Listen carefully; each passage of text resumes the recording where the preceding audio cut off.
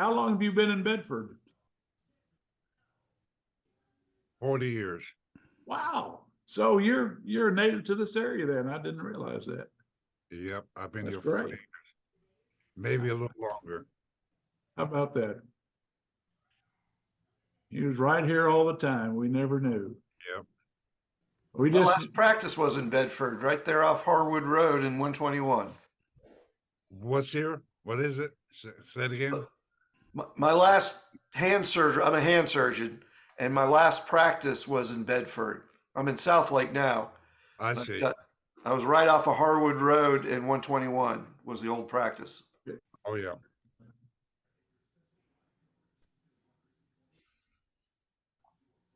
Now, I don't know if I lost everybody, but it just got very quiet all of a sudden. Well, that's because you're spotlighted. But Michael needs to be spotlighted too, because I guess he's going to introduce you. But is it time yet? Not yet. We got 3 minutes before our meeting starts. We're still networking, Chuck. Okay. And who are you? I'm Barbara McMillen. try and move this thing. Chuck Barbe is the founder of the Dallas Songwriters Association 35 years ago. Yeah, well, he's not the only one. I'm a Dallas Cowboy fan. Oh, wow. So, have you played with, I think I saw you playing with Beetlegrass at one point. With who? Beetlegrass? Did you play some bass with Beetlegrass at one point? Steely Dan, yes. Milo, and I can't think of the lead singer's name, but Dave Walzer. yeah, Dave. That was a while back. He played with the Beatles. I don't know about Beetlegrass. He toured with the Beatles on their second tour. Wow. Yeah, that was quite exciting. Quite exciting. I have very fond memories of that tour.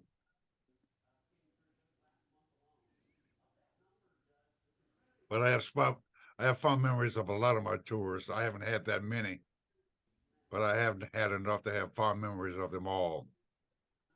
And getting along with all the people who participated in those tours. But the Beatles, that was very. As a matter of fact, me and Ringo got an honorary doctorate degrees together at Berkeley 2 years ago. Oh, wow. And that was very, very exciting. Very exciting. So you're still somewhat active?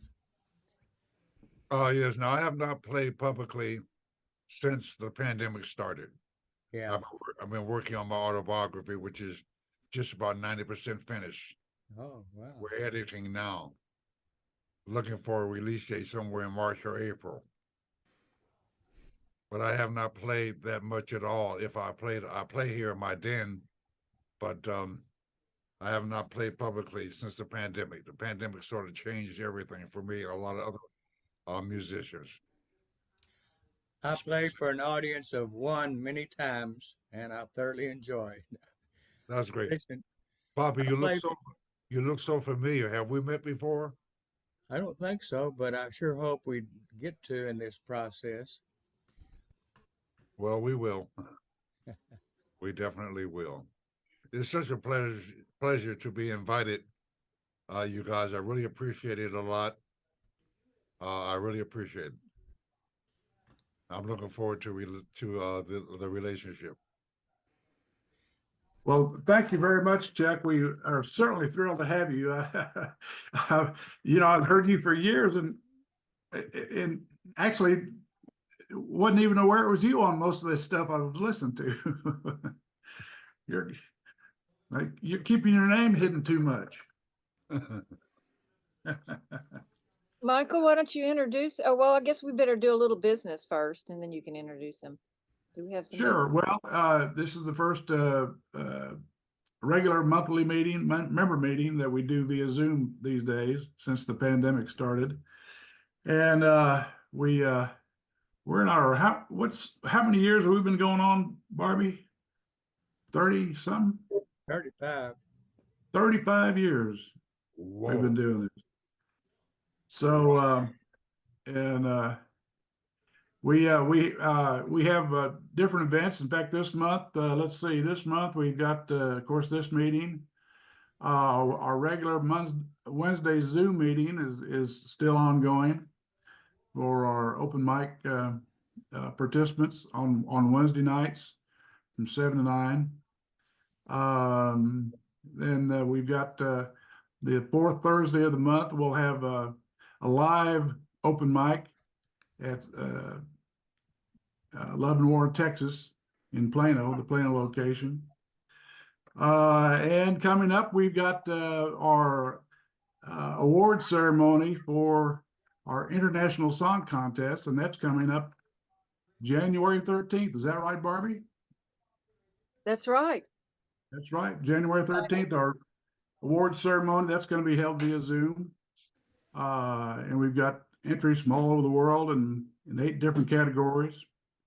And our grand prize will be judged by Roy Elkins, who'll make an appearance on that show. And it's going to be an exciting event. Perhaps Chuck can tune into it. He's got time. Then what else is going on this month? Those are the main things. We have our members award show scheduled for February. It's going to be Oh, February that's right. 15th. So we pushed it back. For the monthly meeting, song critiques, we'll have the winners of the Songwriter of the Year and Song of the Year in February. We'll announce those winners. And then our meeting guest speaker for next month will be? Roy Elkins is going to be our guest speaker for next month as well. He's going to talk about AI.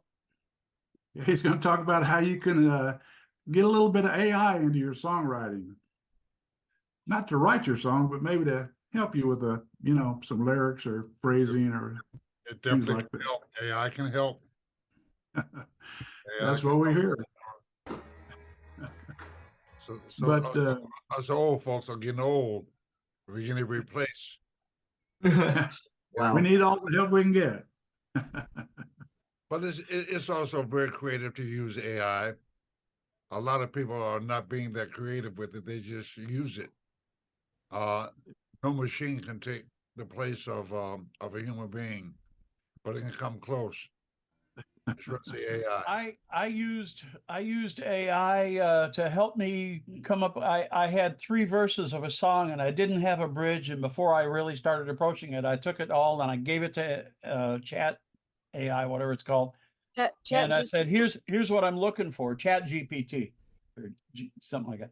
But I said, here's what I have, and here's what I'm looking for with a bridge. And it came up with some interesting things that I didn't want to use, but it did lead me down a different path.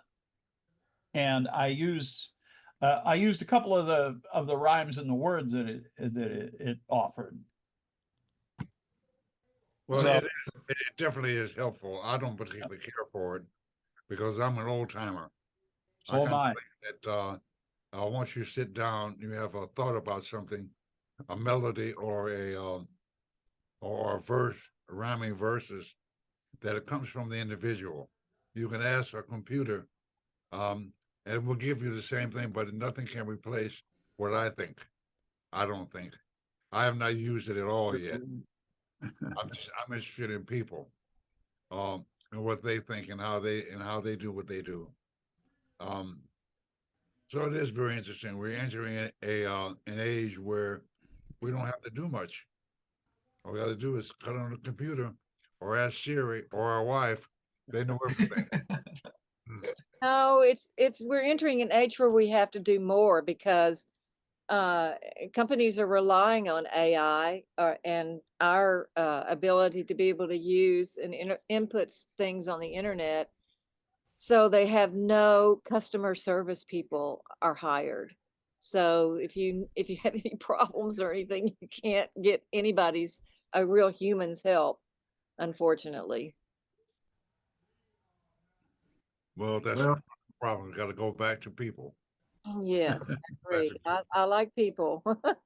Well, Yeah. we'll be talking about that with Roy Elkins in February. Of course, tonight we have the legendary Chuck Rainey. I'm so happy.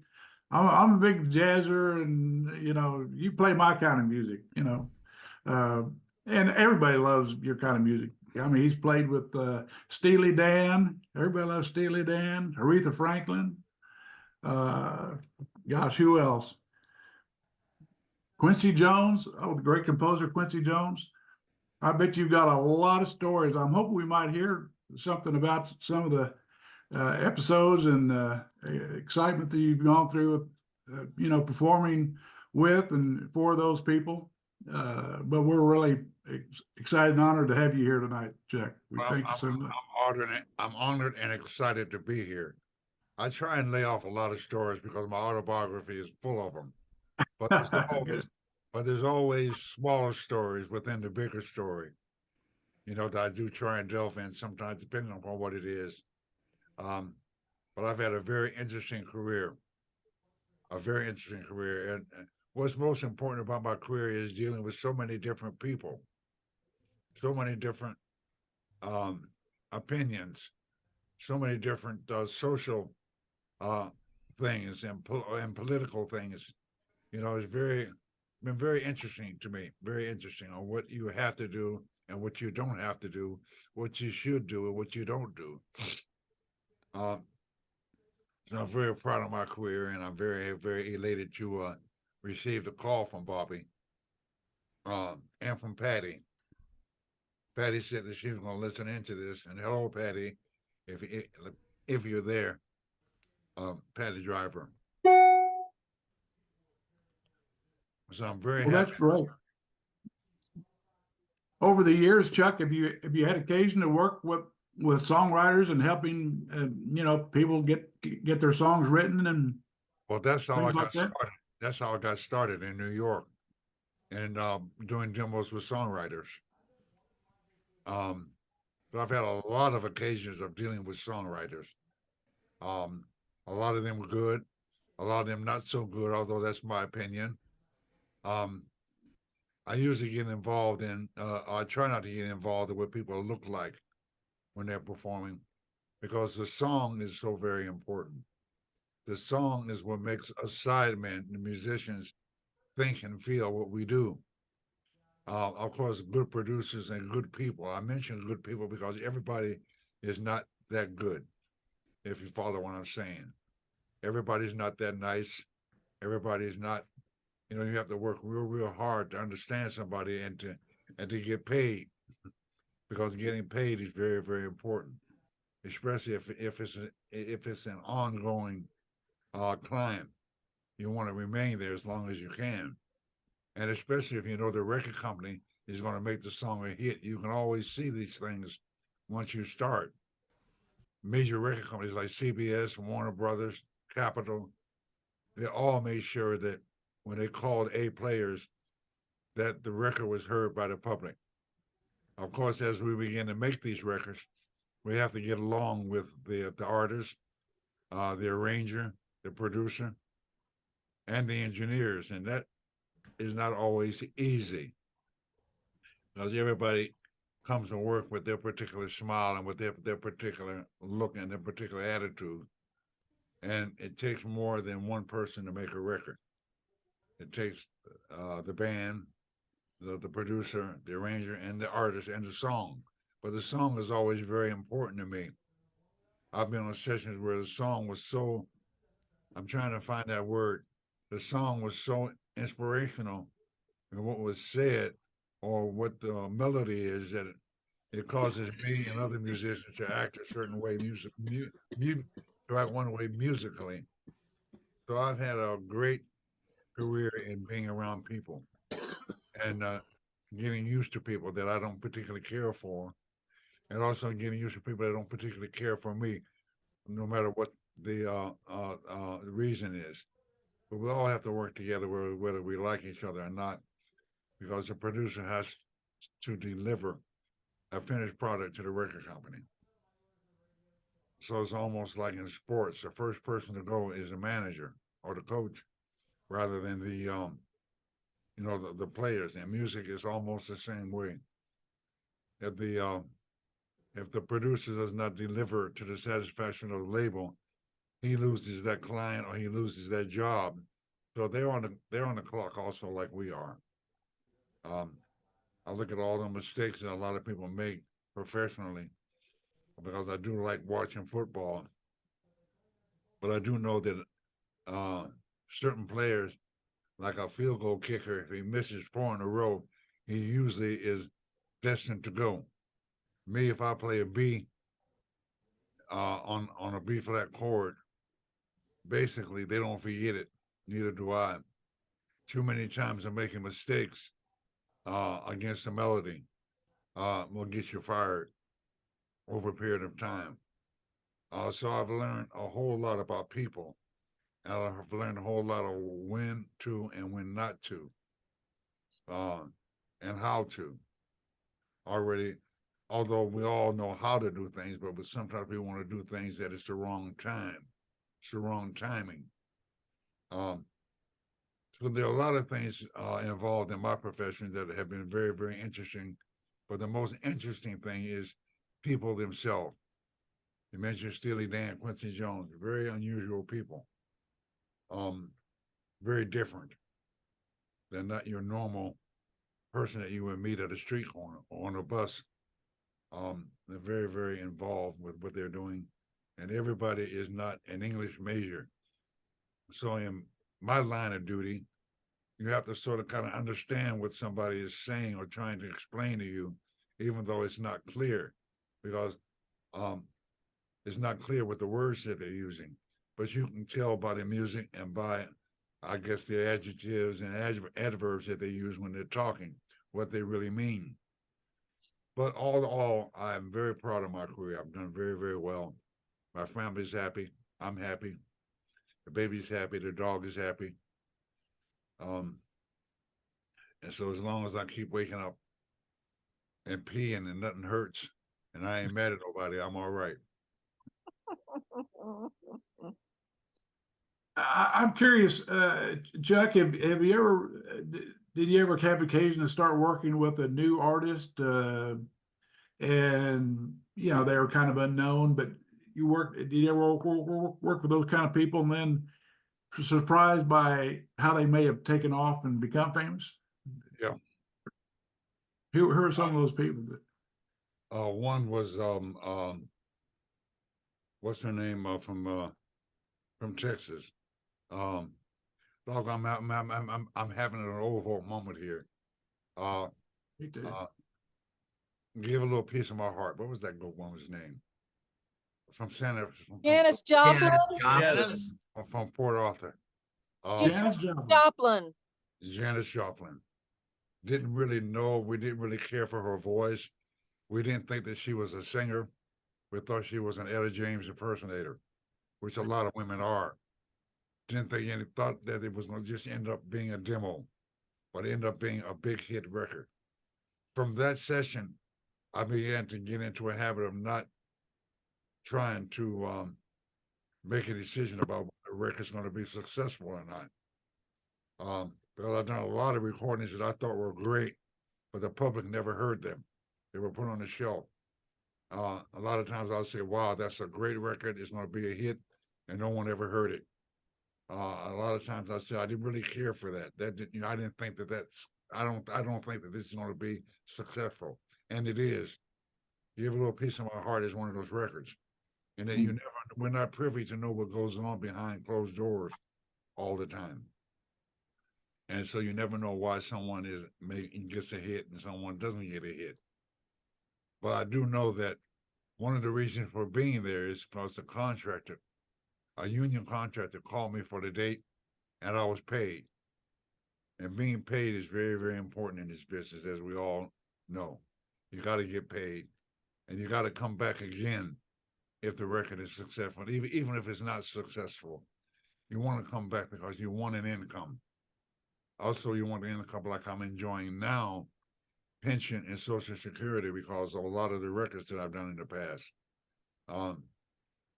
So I've always told my children, it's great to be a union man. You know, work for, although at the time that we're doing it, we're not probably aware of it, although I've always been aware of it. the union local 802 and local 47. Very, very strong unions. And they have made sure that we all get paid mailbox residual money on all the records that have been successful, especially if whether they're bought or whether they're played on the air. So I do appreciate my career, and I appreciate the career of those that are like me, because people, it ain't easy, as you can imagine, going in and out of studios, working with different people. It ain't easy at all, especially when you work with someone who you don't care for whatever the reason is. Especially in working with people who don't particularly care for you, but they had to hire you because of somebody wanted you, contractor, arranger, producer, artist. But you got to deal with people. It ain't easy, as you probably know already in the professions that you're in, that you have to deal with people. And good people sometimes are hard to come by. People that are not so good with personality and character, they come dime a dozen that are in our business. But you have to know how to deal with them, because my motto is always do what I can so I can come back. Because a lot of times people are not successful the first time they try and record or to do a record. I work with a lot of songwriters who had no record deal, but they were trying to make their record or their music or their song appealing to somebody, to an artist or to a record company or to a manager. And we're not, a lot of musicians and songwriters only get educated in dealing with people and getting this stuff done through experience. It takes experience. A lot of songwriters write a song that they think is great, but they want to produce it. They want to arrange it. They want to do everything they can to their song to get attention, whereas sometimes it's not necessary. That's why they have songwriting groups in New York and in LA. Producers and orchestrators like to orchestrate around a song. When I was working for Charlie Pride, I was his studio manager for one hot minute, and I was told never open up a package that has a CD in it, because he had a writing group in Nashville that either wrote his songs, or all the materials were sent to him. I mean, sent to the writing group, not to him. And I understood that because I've been around the barn a few times. And a lot of times people are looking for something to write about, or looking for a groove, or looking for a melody, and they get ideas by listening to someone else's opinion or someone else's song. So there are a lot of times where songwriters have to have an audience, or have to know how to get rid of their song, or to get, or to get it recorded, rather than go directly to TikTok or Amazon or some of these social media outlets that will put your music up, and the money's not that great on, like when you receive money from those kind of associations. But a lot of songwriters are just looking for attention, or they don't really know. They know how to write a song, but the business of songwriting and getting it exposed is very hard, because everybody in our business writes songs, and there are a lot of, even I write songs. Of course, I'm a little bit, how can I use that word? At least I have a way to get rid of my song if I want it to be publicized. I've had my songs recorded by Nancy Wilson, Little Richard, to name a few, that have Sergio Mendez. Those people have a little bit of notoriety, and it's great. And that I did not petition my songs. I was asked for the song because of how I was in the rhythm section, or because people knew me. But a lot of people want to be great and successful as soon as they finish something, but it ain't that easy. It takes a little while and a little luck, along with all the other things that we're endowed with as far as when it comes to songwriting. So I must warn you guys, I'm a little bit long-winded about some things. Feel free to stop my old butt.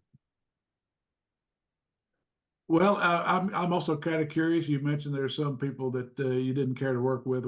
I guess we don't want to hear about those people, but I would like to hear about some people that you really did enjoy working with. Who were some of those folks? Well, I really enjoy working with Melina Shaw, Roberta Flack, Aretha Franklin, of course. I enjoy working. I did an album with Miles's ex-wife, Betty Davis. It was a very, very good album. I forget the name of it, but I do remember it very, very well. Eye to Eye, Warner Brothers, I really like that. Willie Hutchins was a Dallas native, and I enjoy working with him in Motown. I've done records with Smokey Robinson, who's very delightful to work for. Usually, when I enjoy something, it's usually because of the producer or the arranger that requested my presence. That starts the ball off. Before I met Walter and Donald, Gary Katz I worked with, their producer, many times in New York. And when we saw each other on the freeway in LA, it was a shock because I had not seen Gary in maybe 2 or 3 years after a regular routine of working with him in New York. So we both ended up living in LA at the same time. So working with him, I took that job because of him. I kind of think that if it had been anyone else, I probably would not have taken it unless I was not booked. I would have taken it because, again, making money is very, very important in any profession. But those people I really enjoy with Nancy Wilson recorded one of my songs, but I never recorded it with her. Someone else, her producer recorded my song with someone with another rhythm section. Also did not perform my song with Little Richard. They recorded that record with another rhythm section. But as far as working with somebody, Harry Belafonte, top of my mark. I came out of King Curtis's all-star band in New York. But when you ask me a question like that, I can just go down the line. Because my first start off with Melina Shaw, great artist, and her producer, a great producer. We had a lot of fun.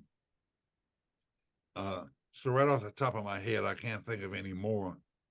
Probably as we talk more, I'll think of somebody that I really enjoyed. I enjoyed all the work that I've done, even with someone that wasn't so nice. I enjoyed it all because the music was more important to me than any kind of social or any kind of anything. It's the music comes first. We're all there to play music and to make the arranger and the producer happy. If they're not happy, then, a lot of times, though, it's not our fault if stuff doesn't work out. But I got a kick out of being called a lot by the same people and by people that I did not know. Raised by joy and precious memories. So I do enjoy that. Again, I warned you about my long-windedness. But I can't think of anybody else off the top of my head that I can boast and say that I really, really enjoy working with.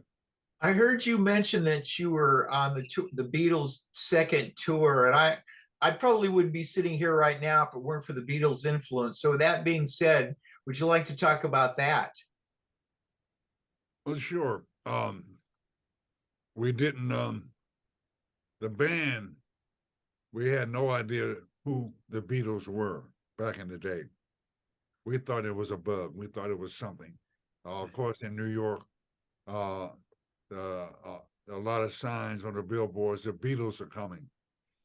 We did not, now the piano player in the band, he had been around a while, and he knew that the Beatles were a band. We didn't know. We never heard their music. We were not into it, although the band, we played all kinds of music, jazz, we played dance music, but we basically stayed away from pop music because the environment we just didn't do that much at all. But on the tour, it was very exciting to begin with. Once we were told what we were going to do and we found out who the Beatles were, still not interested, but we're interested in the payday and for the 2-week tour that we did, which also ended in Los Angeles, which I had, from that trip to Los Angeles, I swore that I would live in LA one day. I was coming out of New York with the buildings and stuff like that and taking vacations to the islands and stuff like that is one thing, but once you see how people live in LA, the sun, and you can drive your car right up to the front of the building as opposed to parking it like you do in New York. The tour was great. The rehearsal for the tour was great, in that they had about 50,000 people in the audience at the rehearsal,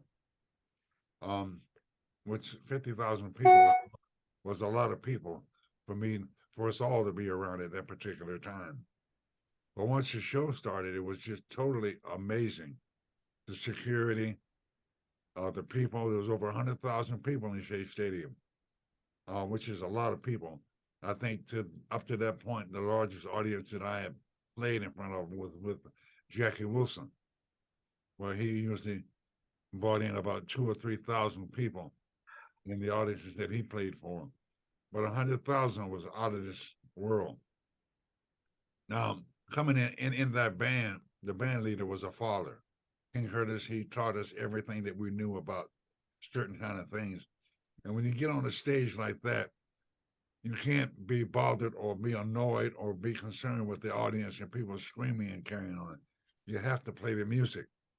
And we played for all the acts that were on that tour, which means we had music stands. So you got to pay attention to the music, especially to the band leader, which he was a very adamant, upfront, strong leader. So that I would say that all the people did not bother me or bother the band that much because we had to pay attention to the music. As we began to travel, we were on a private plane where the whole tour was on this one 747. And I remember so well John Lennon and I'm having an old folk moment again. John Lennon and Paul McCartney, no, not Paul McCartney. Keep going. George, Ringo. George Harrison. George Harrison. John Lennon and George Harrison were great friends.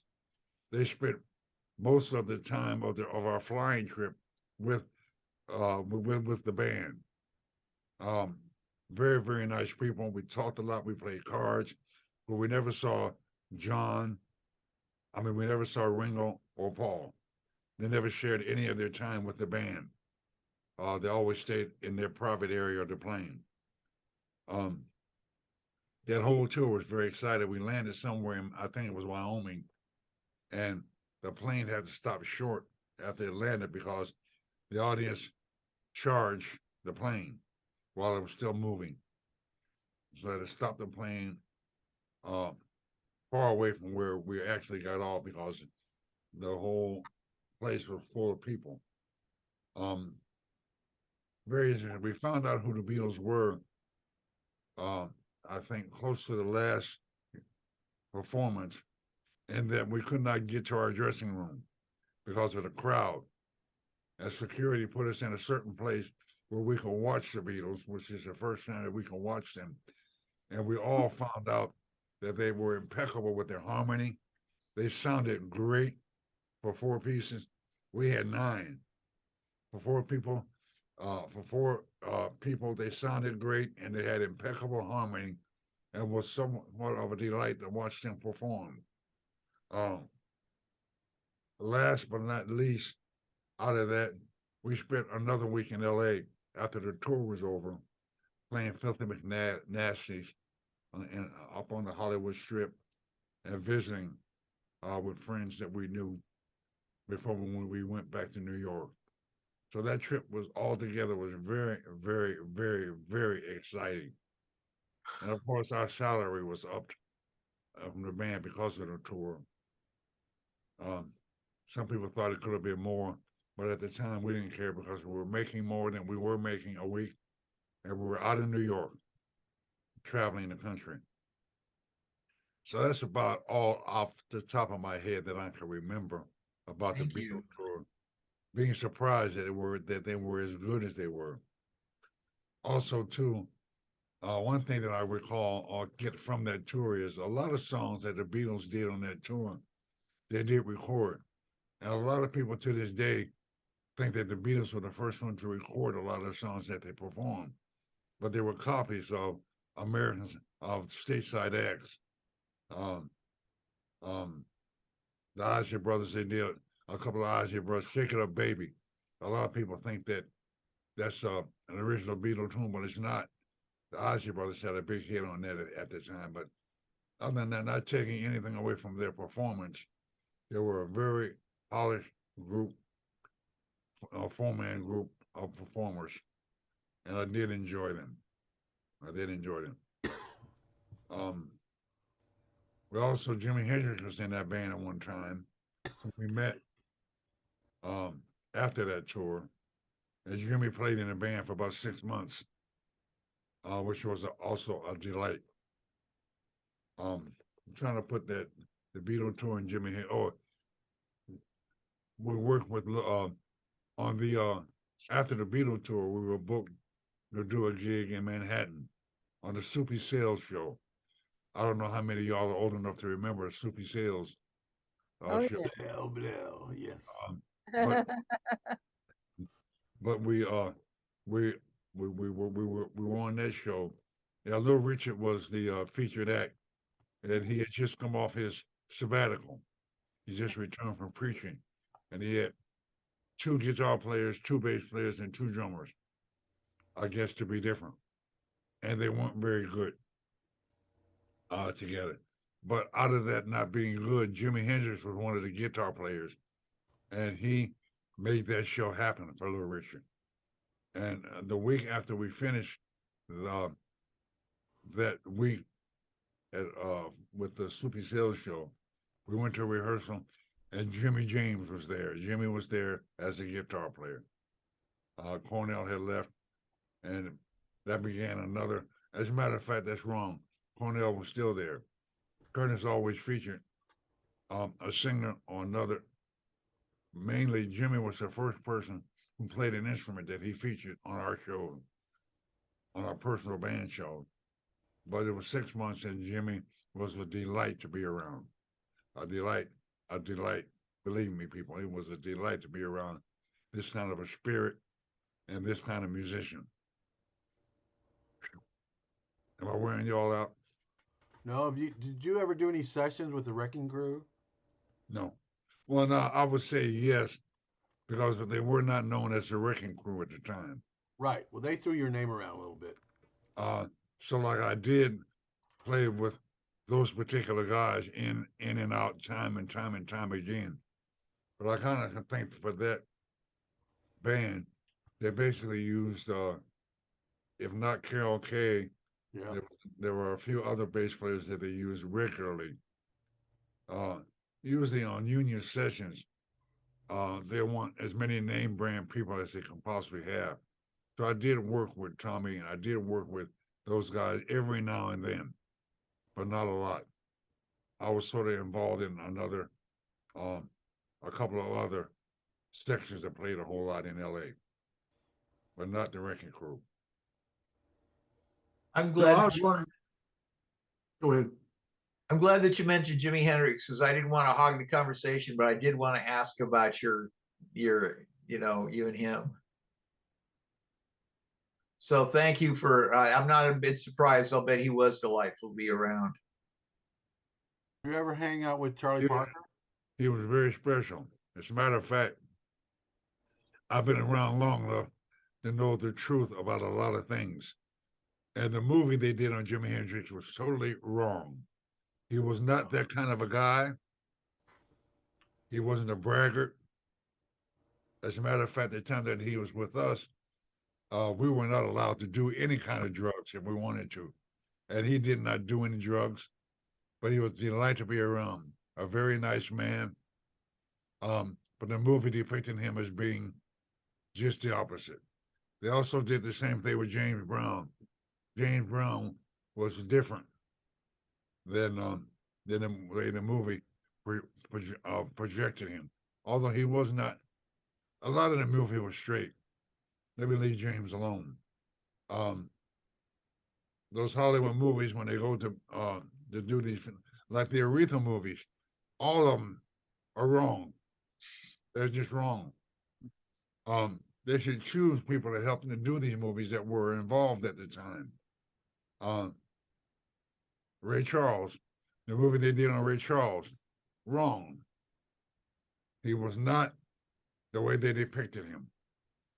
Well, of course, half of it was, but the other half, they want to make a lot, they want to add a lot of negativeness to someone where it's not necessary. And I never witnessed a lot of things that they wrote about or showed for Jimi Hendrix, Aretha Franklin, and who else did I mention?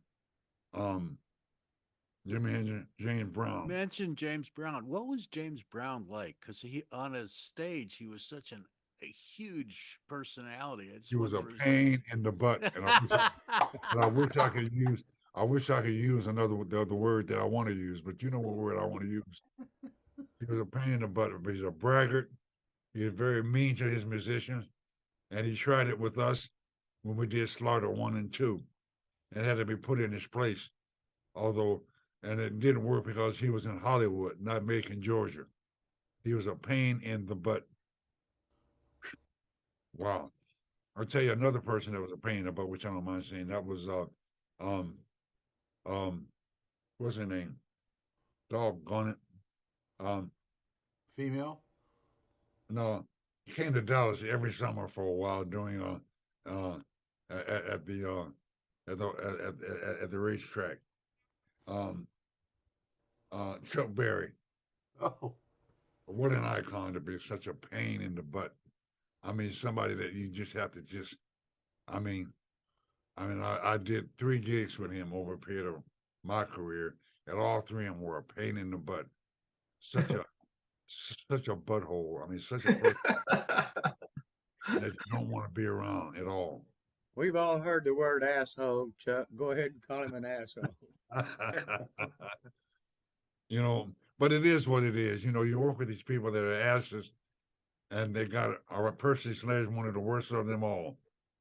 When a man loves a woman, every time somebody called that when I was like on a bandstand, they call when a man loves a woman, I get sick in the stomach. He was such an ass. They'll think that he was so big, much bigger than what he was. I did 2 gigs with him in the band that I was in, and we all felt the same way. And, you know, it's hard to turn down a gig if you're a musician. But there've been a lot of people. how about your jazz greats? Some of the jazz people. Who'd you play with those? Well, I did 1 gig with Sonny Rollins. Ooh. Was such a master. The band did not play with him during his whole set. We opened the set and we closed the set. Other than that, he played all by himself, which was his style.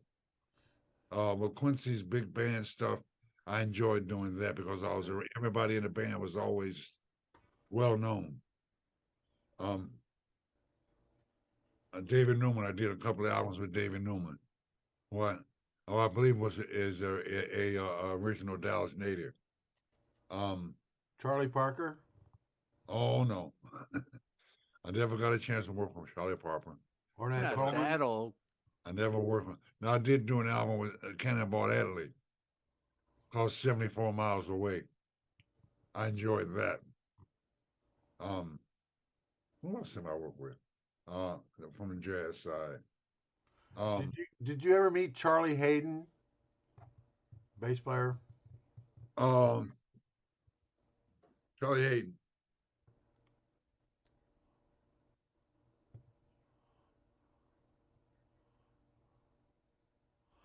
I'm The looking. reason I ask is I'm in Missouri, and he was a Missouri boy that moved out to LA. I'm looking on my wall. Okay. I never worked with him, but I'm pictured on an album cover on Basic Magazine. Uh-huh. Charlie Hayden is in the left-hand corner, but I never met him. Oh. Well, who are some of the, aside from the good guys and the buttholes you worked with, how about some characters? Do you remember any real characters that, you know, that were just kind of fun, crazy people to work with?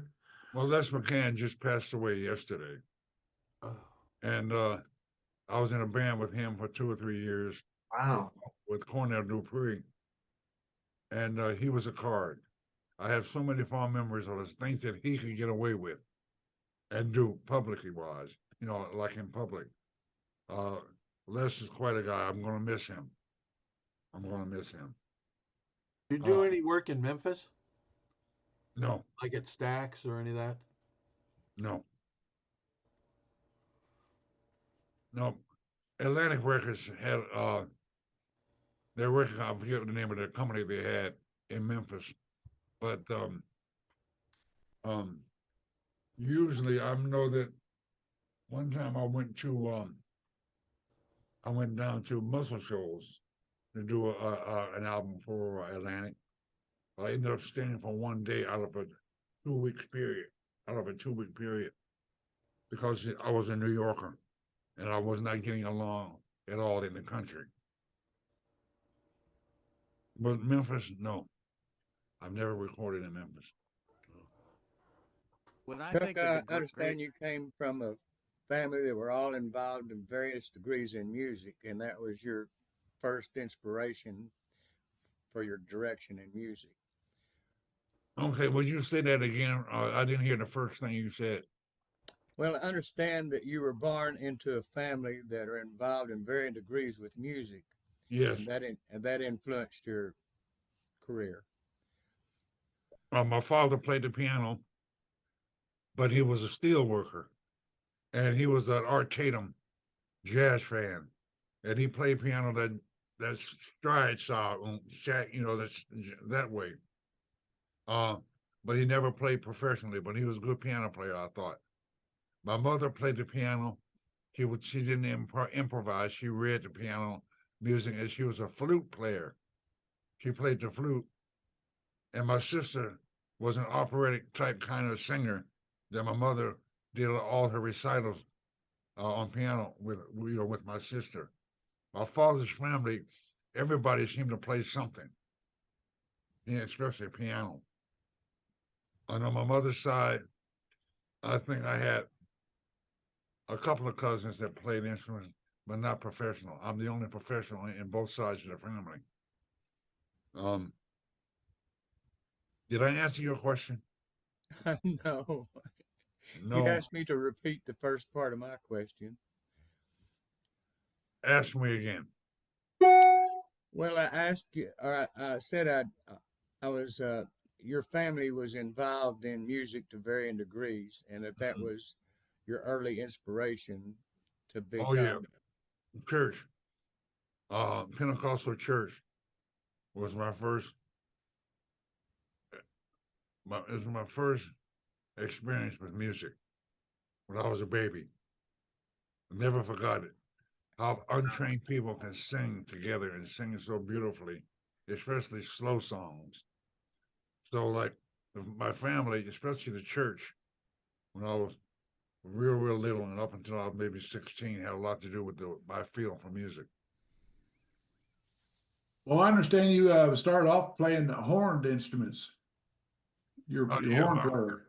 well, my first instrument was the viola. I guess I must have been in the 4th or 5th grade, and everybody knew that that I was not into the viola because I lost a few of the school property, and but they put me into the trumpet when I was in the 6th grade. So I played trumpet all through um, junior high and high school. And when I went to the army, I didn't play. When I got out of the army, I went to college and I played baritone horn. Um, what else did I play? Guitar. I played guitar when I left college. I played guitar, and then that's graduated to playing the bass. So I did play horn. I played the viola first. Plus, you know, I've been in coming up. I was in children's choir, high school choir, junior high choir, college choir. So I've been involved in music all my life, all my life. I understand you were trained in classic trumpet, although you're a Yes. jazz player. Um, I was, well, most of the stuff that I played when I was a trumpet player was classics, orchestral music, orchestral music, and marching band music. I did not learn how to or experience improvising at all with the trumpet. I was just reading chart, you know, like reading notated charts. I didn't start improvising until I started playing the bass. Hmm. Chuck, I have a question. What was your favorite bass guitar and amplifier? Well, most of my career, I played a 61 P bass, um, 4 string. Now, of course, I did from time to time play other instruments, but my main bass was always the very first bass that I got that my mother bought me. So now, of course, when the 5 string and 6 string came out, I did dibble and dabble in those instruments, and basically, I played the 6 string first after wanting trying to change instruments. I skipped the 5, and then that neck was so big, although it fit me because I came to the bass from the guitar. But I found that I could play everything that I wanted to play on a 5 string rather than use that big old neck. Although I still have that bass, it was a custom bass that was made for me by Warwick. So I started out playing a 5 string for the last 7 years, and it's a bass that was made in Japan. It's called an exotic bass, and it's a 5 string. And so I can actually, when it comes to basses, anything you want to do on the 4 or 5, on the 5 or 6, you can do it on the 4. It's just that you have to play up high if you want high notes. And I've never been a soloist, so I basically just want to play the groove. And the low B is enough. I don't need a high C because I very seldom go up there. And when I do, I can do it on a 4 or 5. I warned you about my long-windedness. Did I You're do, answer? you're doing great. You know, back in the day, I think one of the songs you wrote is "She's a Brick House." I wish I did. I did. And I remember I back do wish in the I wrote that song. I didn't write that song. you didn't? No, Oh, I did record it though on one of my solo albums. oh, okay, But She's a Brick House. That's the Commodores. right. I remember dancing disco to the Commodore's version of that song back 100 years ago. Big hit record, I tell you that. Good one. There are a lot of records that will never die. Never die. Especially Steely Dan. You know, a lot of those songs will never die. Right. Never die. Lyrically, Was it hard to play with Steely Dan? Were their arrangements pretty hard to figure out or get through them? no, I do know we worked very hard, very long on every song, except the only album that we did not work hard and long on was I want to say Pretzel Logic, but I'm not quite sure so much time has gone by. But on Asia and the Gaucho, it took 3 years to finish Asia. Wow. That's a long time. It's like with Rick Lee Jones's Pirates. It took 2 to 3 years to finish it from doing overdubs over and over and over and over and over and over and over. So to answer your question, it's not hard because number one, you're being paid double scale, and you're around excellent musicians. So sometimes it's okay to work hard on something when the company you're working for hires you all the time and you're being well paid. And Ricky Lee Jones was not the nicest person either to work for, but her music was impeccable.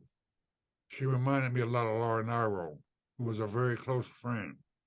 Oh, Laura Nyro. yeah. And Love me some Laura. say it again. I just said, love me some Laura. Yeah, Oh, I yeah, love me Laura too. Nyro. She's a very, very nice person and a real lady to me. Steve Gadd and I went out to her house one time and did, I think, her last album.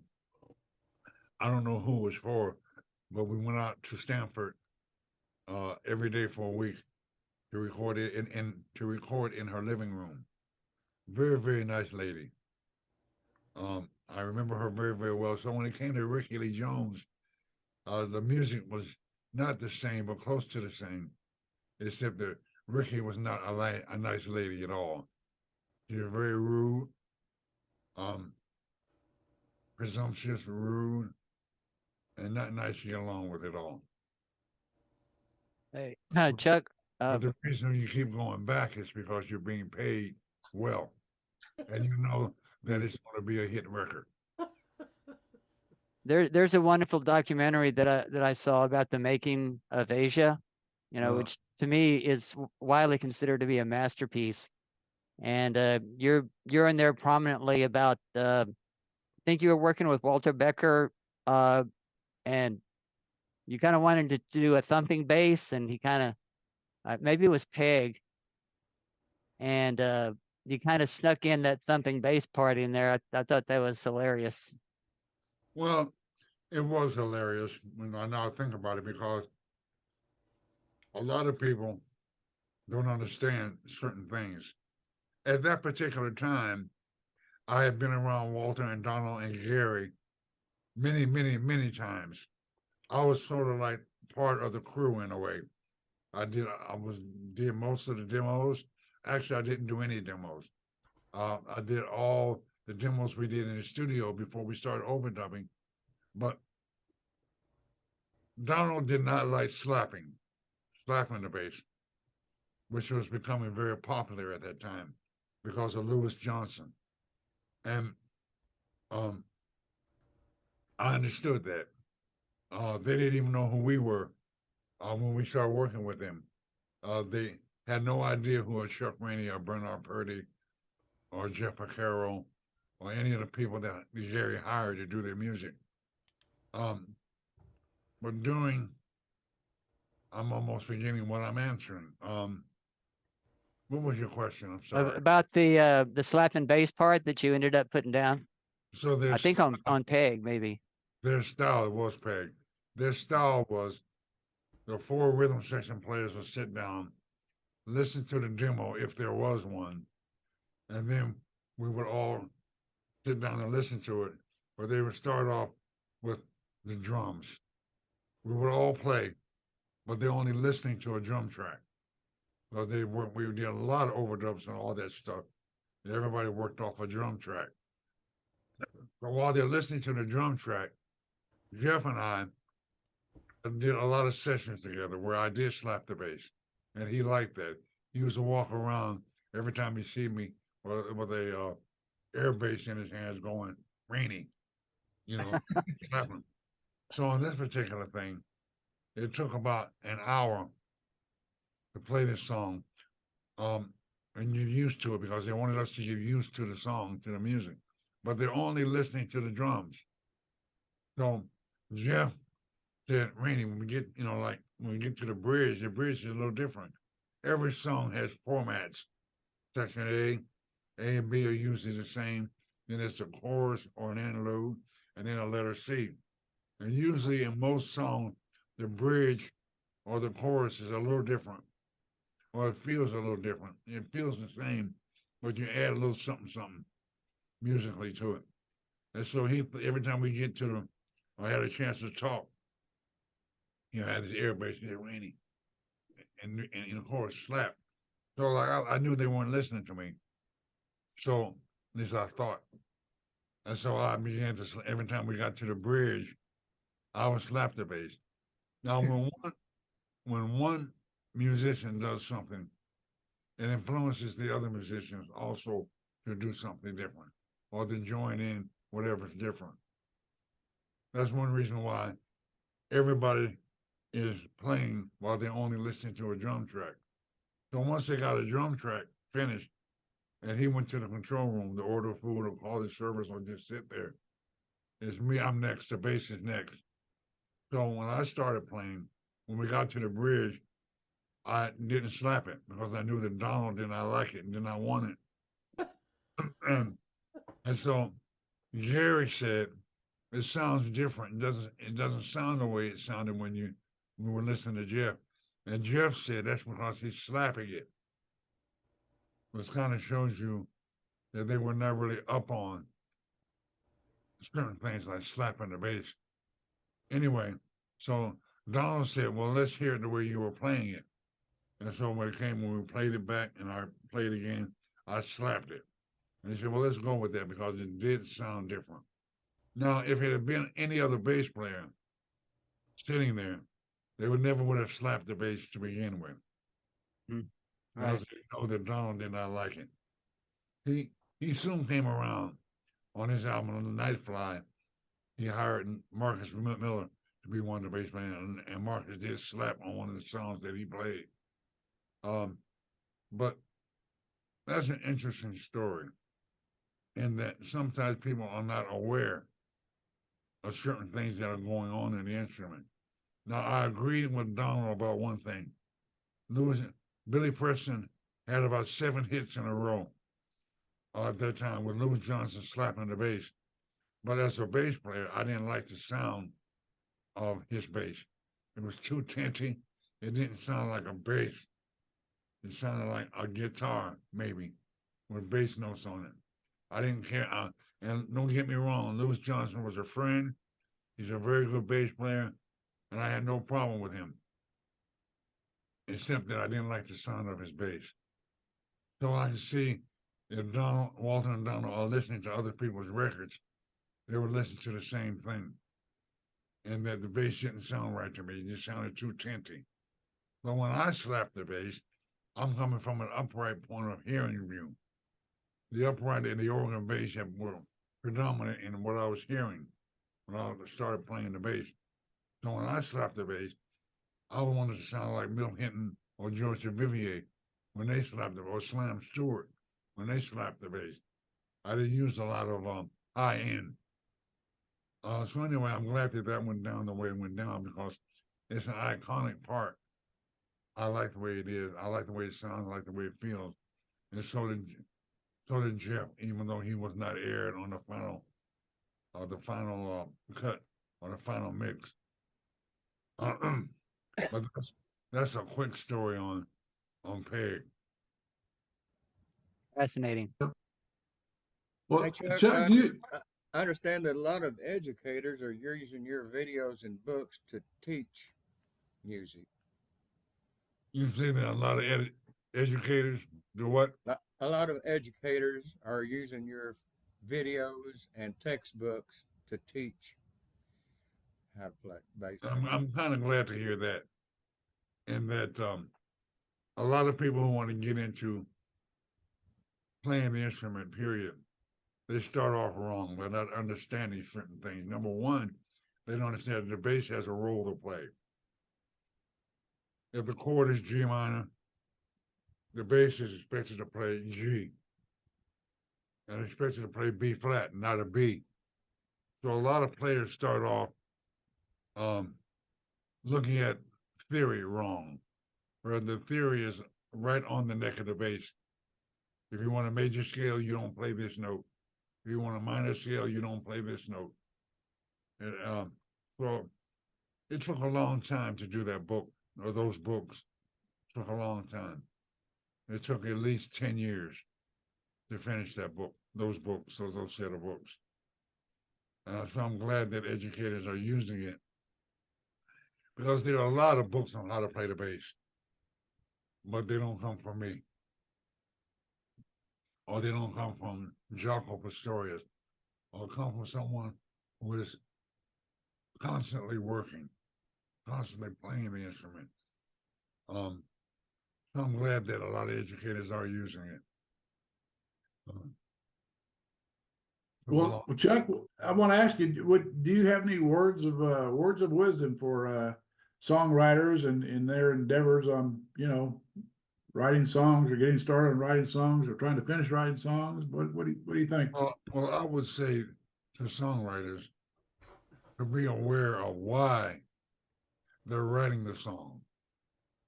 They're not just doing it because they want to be a songwriter, because the orchestrator and the musicians sort of, in order to play a song properly, the song tells a bass player what not to do or what to do, what works. The song does the same for a guitar player or a piano player. Also for the orchestrator who has to put instruments over and around the music. So the purpose of writing a song is very, very important. A lot of our songwriters don't realize too that once you write a song, what are you going to do with it?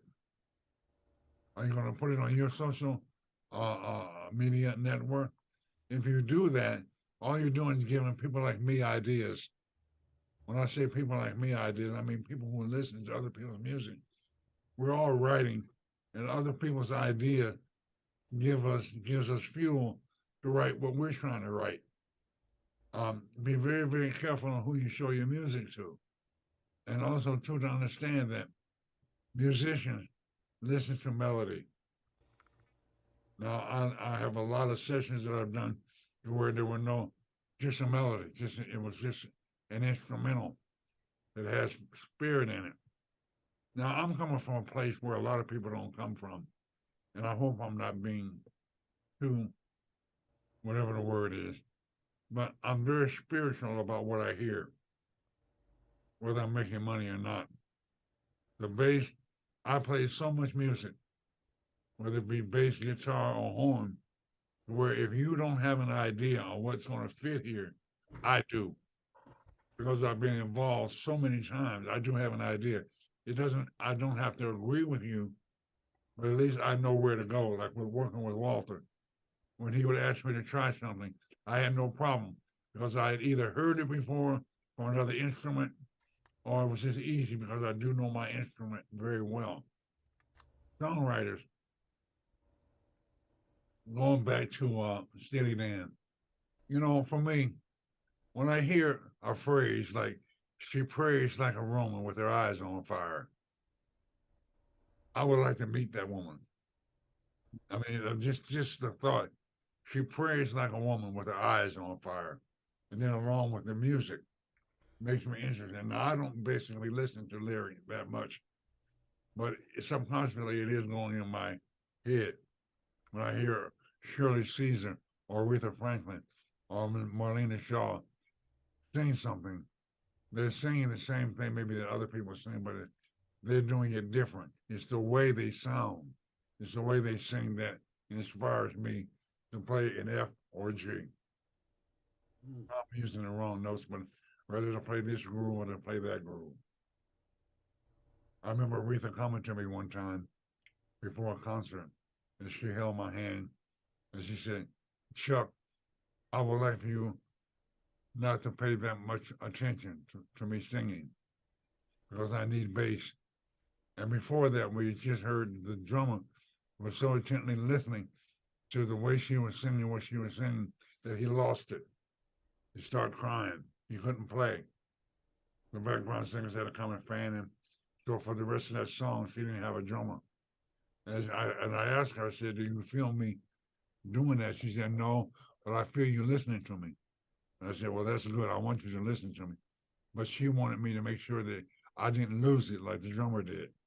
Just to play behind it. She said, I need bass. Let the people deal with me what we sing. She knew who she was and what she did to people. And she was doing the same thing to me, to all of us. The way she sounded, what she was, the melody, I don't know why I stuck that in, other than to say that I do listen intently to the groove or to the people that I'm playing with. But for songwriters, to understand that if you play an instrument, that's good, and you're a songwriter, that's good. But when it comes to the rhythm section, what you're doing is very important. How you're sounding, because you never know. Some people may be inspired by the lyric. Some people may be inspired by the melody. Some musicians may be inspired by the overall feel of what's going on with who they're working with. But they sort of keep all that in mind when they write a song. Everybody's not going to like your song. But it's best that you do your song whether people like it or not. You do it because you never can tell. It may be give a little piece of your heart, or another, Weinhardt. What's her name? Weinhardt. They got Song of the Year a couple of years back. Amy Weinhardt. You know, when you listen to that song, I don't get it. I'm a musician. I'm in the business. I've been on the board of directors for the Grammy Board of Directors for 2 terms. I never heard the song, and I didn't care for it against all the other songs that I thought could have been nominated that year. But you never know. You never know what the universe has for you. Write the song, try and write it, unless you have a partner, try and write it by yourself. Because a lot of songwriters and people that are writing things, they want to involve their friends too quickly who want to help. And if they help, they're going to want half of it, a part of it. Or they want to give you their idea, which you don't need their idea if you're a songwriter, unless you have a partner who you're writing a song with. So I kind of hope that in a nutshell, that sort of explains what I think songwriters should do. Actually, overall, it doesn't matter. My job is being called in to put a bass line on a song, either to read notation that someone else has written or to come up with a bass line for the song. So sometimes I get paid. I usually get paid. Sometimes I don't get paid. Sometimes it's not worth $1 because some people do need help. And I'm in service to help, especially when I'm already working a lot. So I hope that answers your question on what you asked. I have a question. I have a question. And this is particular to the setting up a rhythm section, you know, the drummer and the bass player. And it's been a little argument. Who sets the tempo? Some people say it's the bass, and some say it's the drum. I always go off what the bass player hits at being a rhythm guitar player. So I'd like to hear your input on that. Well, personally, I don't think that sometimes it's the bass player, sometimes it's the drummer, sometimes it's the guitar player. It all depends on who's the strongest and what they're doing and who you're listening to. I think that the drummer is the one that is responsible for keeping the tempo, because the drummer can raise the tempo or lower the tempo, whereas the bass player can do the same, but you got to play with the drummer. The other thing is, it depends upon the drummer. That's why they have a click track. Right. Yeah. And they have drummers like Steve Gadd, Bernard Purdy, Harvey Mason, James Gaston, who once the tempo set, they got it. That's their job. They got the tempo. And they keep it, whether there's a click track in the ear or not. So I played on the backs of the drummer. Although if I weren't a bass player, I would have been a drummer professionally. Does the bass set the groove then, or is it the same? The bass adds to the groove. The groove and the tempo are 2 different things. Because you can play the same groove in different tempos. Right. You need somebody with a steady groove, backbeat. In jazz, you need a steady swing. Right. In jazz, I listen to the hi-hat. Oh. You know, that's my metronome. Yeah. And also on R&B, I listen to the snare. But the drummer, I've been on a lot of gigs where the drummer inadvertently would change the backbeat after a fill. And rather than play they start playing the backbeat on 1 and 3 instead of 2 and 4 because of the fills that they make. All you can do is wait till the artist complains or the producer complains if something like that happens. But to answer your question, I think that the drummer is responsible for maintaining a steady groove, a steady backbeat. Now, if everybody has earplugs in and they hear the click, then everybody's responsible. If something goes wrong, the engineer, the producer, or the orchestrator can tell who's playing on top of the beat or who's playing behind the beat. Well, didn't James do the 2 instead of the 1? James Brown. Say it again. James Brown, wasn't he working off the 2 instead of the 1? Oh yeah, and that kind of music is 1, 2, 3, 4. That kind of music is always on 2 and 4. The backbeat's on 2 and 4. So he would use that just because on the 1, on the 2, he was a showman. Oh, okay. But in that kind of music, 2 and 4 backbeat is that kind of music. Right. So he would say that James Brown was a pain in the ass. Very pretentious. Very pretentious about who he was. Well, I know when I've written songs, it always seems to work out better once I get the bass guy in there to work it out and do all the fills and stuff. That's because the bass makes the song. It ain't a chord until I play. I played drums in high school, so I as a rhythm guitar player, I know where that, but the bass player seems to add more to it than anything. Yeah, the bass sort of adds flavor into a groove. If you don't have a good bass line, it can be simple. It can be boom, boom, booty dome, boom. It can be as simple as that. But the song is not really a full song until you have a bass. Right. You have a bass line, a bass pattern.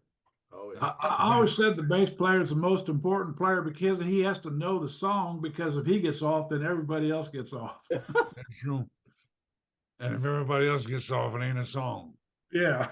The bass player is very, very important, especially a bass player who's thinking of the music first, rather than someone who's just trying to show off, which a lot of bass players do. You know, we want bass, not trumpet. We want bass, not guitar. That kind of thing. It's kind of hard when you're able to do all things, when you're able to play different instruments. And unless you're the leader or the contractor, you can't tell another person what to play. You suggest what to play, but that's what the arranger's for, or the orchestrator.